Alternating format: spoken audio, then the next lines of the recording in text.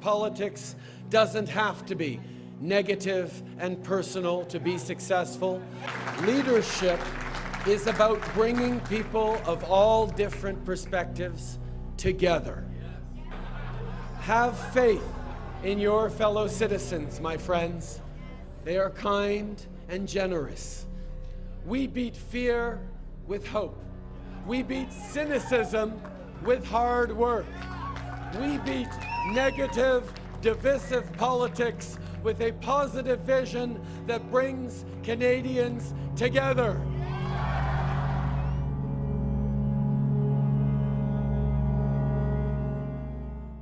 It is the responsibility of a leader to spend time with the people they were elected to serve. Leaders are faced with citizens' anxiety. We have a choice to make. Do we exploit that anxiety, or do we allay it? Exploiting it is easy. But in order to allay it, we need to be prepared to answer some very direct questions. Because what is the alternative? To exploit anxiety? To turn it into fear and blame? Fear has never created a single job or fed a single family. And those who exploit it will never solve the problems that have created such anxiety. People want their problems solved, not exploited.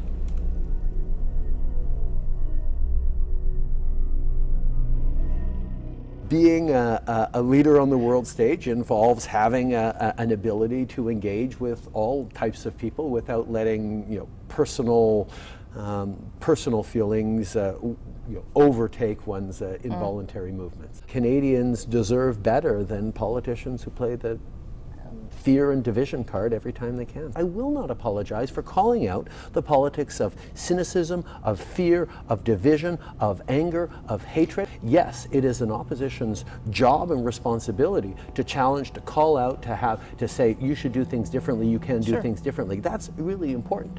But if they do it by exacerbating the polarization, the anger, the fear within an electorate, we start to walk down a very, very dangerous path. And I am always going to be very firm and unequivocal about calling out nastiness and negativity to that level in politics. I mean, I always look for ways to bring people together, but I'm always going to be ready to argue a given point.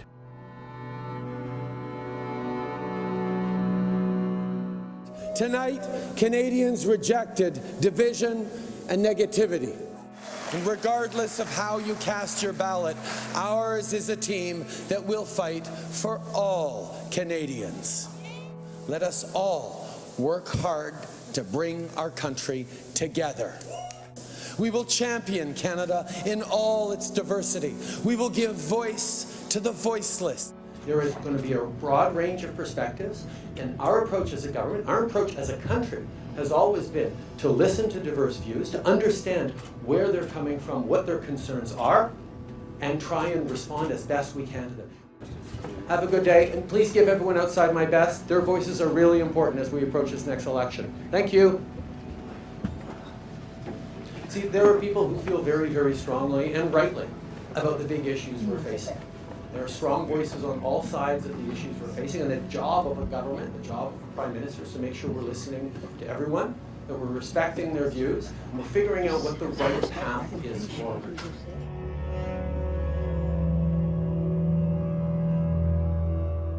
I understand how worrisome this is for so many Canadians and difficult for many people and families across the country. We're going to continue to focus on resolving this situation quickly and peacefully, and that's what we're going to do.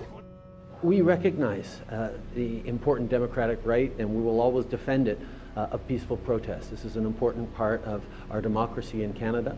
That is why I am encouraging all parties to dialogue to resolve this as quickly as possible.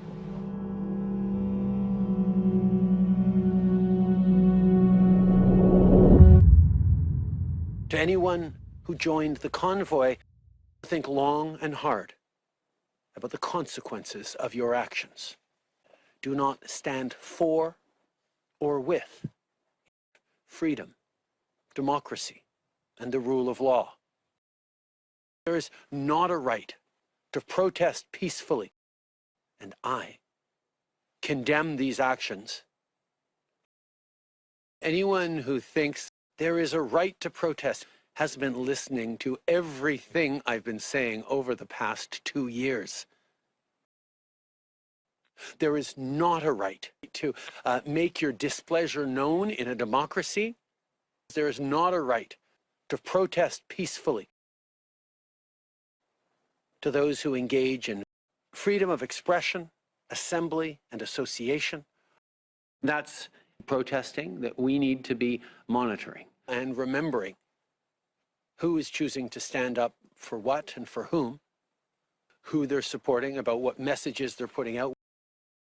We won't cave. We won't give in. But I have also chosen to not go anywhere near the convoy. There is no place in our country for these people.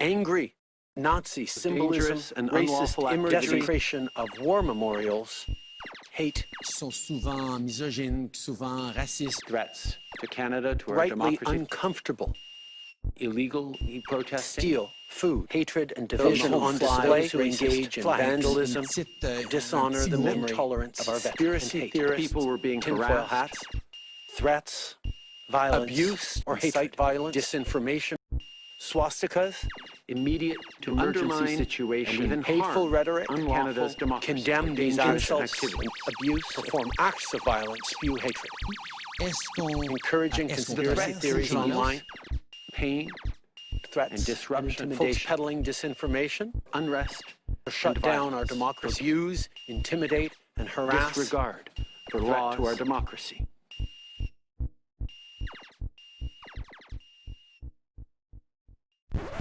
Do you practice what you preach? I certainly try to, yeah. You try to.